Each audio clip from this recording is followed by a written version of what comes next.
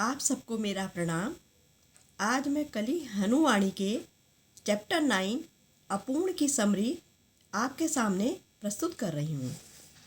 उर्मी ने हनुमान जी से कहा, देव, मैं उलझन में हूँ। इतना तो मैं जान गई कि अगले दृश्य का साक्षी बनने के लिए आत्मा के पास उस दृश्य की लिंग कुंजी होना आवश्यक है। बिना लिंग कुंजी के आत्मा किसी दृश्य में प्रवेश नहीं कर सकती। वे लिंग कुंजियाँ शून्य सुरंगों में उपस्थित हैं। जागृत आत्मा कोई भी लिंग कुंजी उठाकर किसी भी दृश्य में प्रवेश कर सकती है, परंतु सुप्त आत्मा उसी दृश्य में प्रवेश करती है जिसमें किरदार प्रवेश करता है। सुप्त आत्मा किरदार की बाध्यता के कारण जिन दृश्यों में प्रवेश करती है, उनमें प्रवेश करने के लिए भी तो उसे लिंग कुंजी चाहिए। वह लिंग कुंजी उसे कहाँ से प्राप्त होती है? शून्य सुरंगों से ही प्राप्त होती होगी।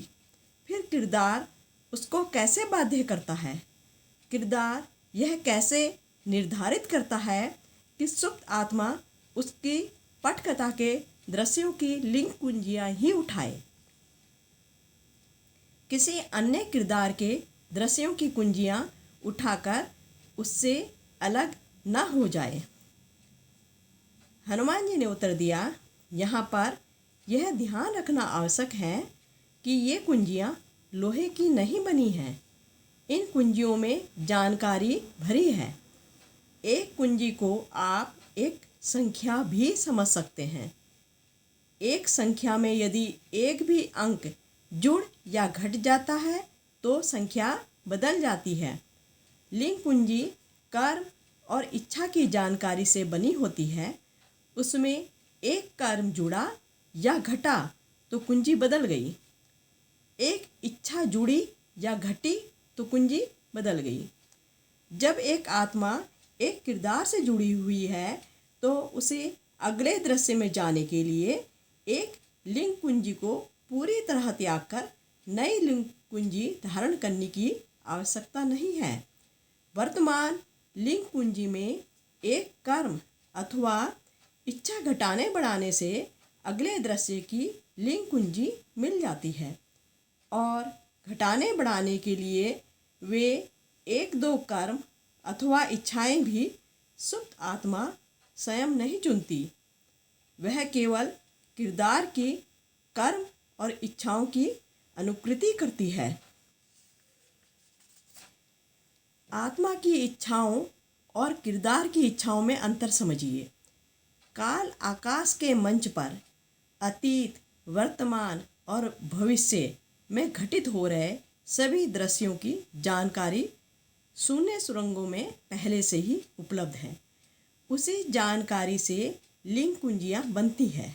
वह जानकारी परम भाषा में बद्ध है। उस जानकारी के दो चर हैं, कर्म तथा इच्छाएं। आत्मा सीधे शून्य सुरंगों से इच्छाएं धारण करती है, जबकि किरदार की इच्छाएं विचारों के रूप में उपस्थित है। विचार वस्तुएं हैं ही अमूर्त वस्तुएं, और वस्तुएं काल आकाश के भीतर अस्तित्व में हैं। जैसे ही किरदार के विचार के रूप में एक इच्छा को धारण करता है, आत्मा उस इच्छा से संबंधित जानकारी धारण कर लेती है जो शून्य सुरंगों में उपलब्ध है। इस तरह सुप्त आत्मा किरदार की इच्छा की अनुकृति करती है। कर्म के साथ भी ऐसा ही होता है। जैसे ही किरदार कुछ करता है, आत्मा उस कर्म की जानकारी धारण कर लेती है जो शून्य सुरंगों में उपलब्ध है। इस तरह सुप्त आत्मा किरदार के कर्म की अनुकृति करती है। हनुमान जी ने मुट्ठी घुमाकर हवा में एक चक्र बनाया। जब उन्होंने अपनी मुट्ठी खोली तो उनकी हथेली में 3 वस्तुएं थी, एक चुंबकीय पत्थर, एक लोहे का टुकड़ा और एक बरगद के पेड़ का एक मोटा पत्ता। उन्होंने पत्ते के ऊपर रखे चुंबक पत्थर को घुमाया तो पत्थर के नीचे जुड़ा लोहे का टुकड़ा भी घूमने लगा। एक बार यह चुंबकीय पत्थर किसी लोहे के टुकड़े से जुड़ जाता है तो एक रोचक घटना घटती है। यह तो ठीक है कि चुंबकीय पत्थर के घूमने से नीचे लोहे का टुकड़ा भी घूमता है, परंतु इससे उल्टा भी होता है। नीचे लोहे के टुकड़े को घुमाओ तो ऊपर का चुंबकीय पत्थर भी घूमता है। लोहे के टुकड़े की स्वयं की कोई चुंबकीय शक्ति ना होते हुए भी वह चुंबकीय पत्थर को भी घुमा सकता है, क्योंकि वे दोनों आपस में जुड़ गए हैं। जब लोहे का टुकड़ा पत्ते के नीचे गति करता है तो ऊपर का चुंबकीय पत्थर उस गति की अनुकृति करता है। इसी तरह भले ही स्वेच्छा की सारी शक्ति आत्मा में निहित है, एक बार वह किरदार से जुड़ जाती है तो अपनी शक्ति का प्रयोग करना बंद कर देती है। वह किरदार की इच्छाओं की अनुकृति करना शुरू कर देती है, अर्थात आत्मा की यात्रा का रास्ता तय करने की शक्ति किरदार को मिल जाती है। एक गुरु का काम आत्मा को उसकी स्वेच्छा की शक्ति का स्मरण कराना ही है। चुंबकीय पत्थर और लोहे का टुकड़ा एक दूसरे से चुंबकीय बल के कारण बंधे होते हैं, वहीं आत्मा और किरदार को भ्रम के अलावा कोई बल नहीं बांधता। आत्मा केवल भ्रम और अज्ञानता के कारण किरदार की अनुकृति करती है। उर्वा ने कहा, देव, आपने कहा कि एक किरदार घूम फिर कर गंतव्य तक जाता है, सीधे नहीं। मेरे मन में ये प्रश्न सदा से उठता रहा है कि किरदार के रास्ते में इतने घुमाव फिराव क्यों होते हैं? उसका रास्ता एक सीधी रेखा क्यों नहीं हो सकता? उदाहरण के लिए, यदि कोई किरदार राजा बनने की सोचता है तो उसे बहुत सारी बाधाओं और विकर्षणों से गुजरना पड़ता है। सफलता की संभावना कदाचित करोड़ों में से एक है। कुछ जन संयोग से राजा बन जाते हैं और जो राजा बनने का प्रयास कर रहे हैं वह कुछ और बन जाते हैं। हनुमान जी ने उत्तर दिया, कोई भी किरदार राजा या रानी या अमीर या दरिद्र नहीं बनना चाहता। यदि आप गहराई से निरीक्षण करें तो पाएंगे सभी किरदार केवल एक चीज़ बनना चाहते हैं, पूर्ण। वे हर समय अपने आप को अधूरा अनुभव करते हैं और उस अधूरेपन को भरना चाहते हैं। एक सामान्य नागरिक का मानना है कि राजाओं के पास सब कुछ है। उसका मानना है राजा बनने से वह पूर्ण हो जाएगा। एक राजा का मानना है कि जब वह संसार के सारे राज्य जीत लेगा तब वह पूर्ण हो जाएगा। जिसने सभी राज्य जीत लिए वह सोचता है जब वह अपने साम्राज्य में शांति स्थापित कर लेगा तब वह पूर्ण हो जाएगा। अविवाहित किरदारों का मानना है कि विवाह उन्हें पूर्ण कर देगा। विवाहित किरदारों का मानना है कि बच्चों को जन्म देने से वह पूर्ण हो जाएंगे। माता पिता को लगता है कि वे बच्चों के भविष्य को सुरक्षित करने के बाद पूर्ण हो जाएंगे। एक बेरोजगार व्यक्ति नौकरी पाने में पूर्णता देता है, जबकि एक नौकरी करने वाला व्यक्ति उच्च पद पाने में।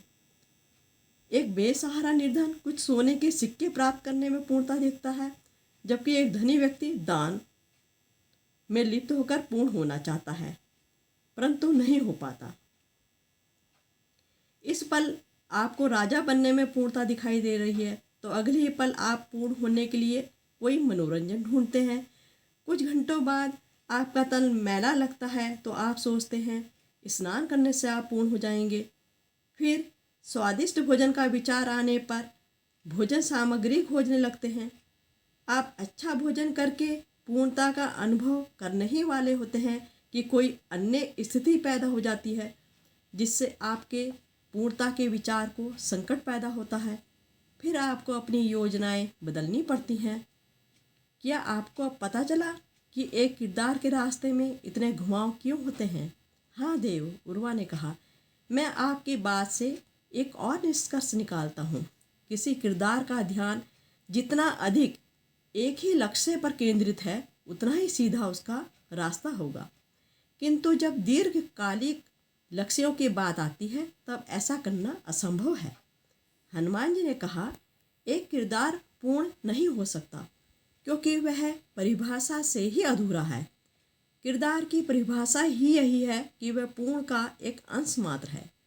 काल आकाश यदि एक विशाल रोटी है तो किरदार उसका एक छोटा सा टुकड़ा है। काल आकाश यदि एक विशाल लड्डू है तो किरदार उसकी बूंदी के बराबर भी नहीं है।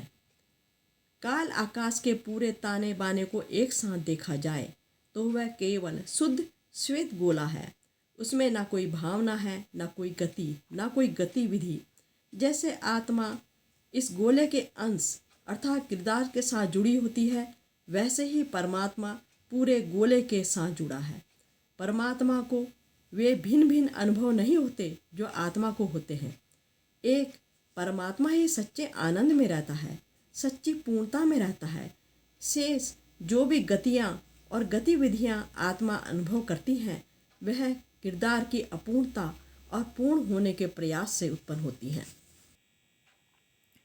उर्वा ने कहा, एक तन कभी पूर्ण नहीं हो सकता देव।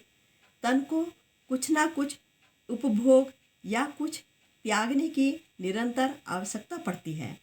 यदि अब वह पानी पी लेता है तो 1-2 घंटे बाद पुनः प्यासा हो जाएगा। अब श्वास लेना चाहता है तो अगले ही पल श्वास छोड़ना चाहता है। बाल, नाखून और मृत त्वचा आदि पदार्थ तन से हर पल बाहर आकर अलग हो रहे हैं। इस बात को तो अज्ञानी मनुष्य भी समझते हैं। तन को कौन समझता है? हनुमान जी ने पूछा और उसके बाद स्वयं ही उत्तर दिया, आपका मन। आपका मन जानता है कि तन कैसे काम करता है। मन जानता है कि आपके तन के पूर्ण बनने के प्रयास मूर्खतापूर्ण है। यही कारण है कि आपके लिए तन से अलग होना सरल है। जब तन प्यासा होता है तो आप आसानी से कह सकते हैं, हे तन, प्यास तुझको लगी है, मुझे नहीं। और उसके बाद जब तन पानी पी रहा होता है तब भी आप तन से अलग रह सकते हैं। आपका मन आपके तन द्वारा किए जा रहे पूर्ण होने के प्रयासों को उजागर करता है, परंतु मन भी तो पूर्ण होने का प्रयास करता है। आपके मन को कौन उजागर करेगा? आपका मन समझता है कि तन कैसे काम करता है, परंतु यह कौन समझेगा कि मन कैसे काम करता है? आपका मन आपको तन से अलग होने में सहायता करता है। आपको मन से अलग होने में सहायता कौन करेगा? मन वास्तव में क्या है? उर्मी ने कहा, मन अर्थात सिर, मन अर्थात मस्तिष्क, और क्या? कालंदक ने अनुमान लगाया। हनुमान जी ने कहा, मस्तिष्क मन नहीं है। मस्तिष्क आपके तन और मन के बीच मात्र एक संचार सेतु है। मन अदृश्य और अमूर्त है। मैं आपको दिखाता हूँ कि मन यदि दिखाई दे तो कैसा दिखेगा। उर्वा, खड़े हो जाओ। उर्वा के साथी मातंगों के मुंह आश्चर्य से खुले के खुले रह गए। वे जैसे श्वास लेना तक भूल गए। उन्होंने जो देखा वह उनकी कल्पना से भी बाहर था। उर्वा का सिर एक खिले हुए कंद पुष्प की तरह खुल गया था।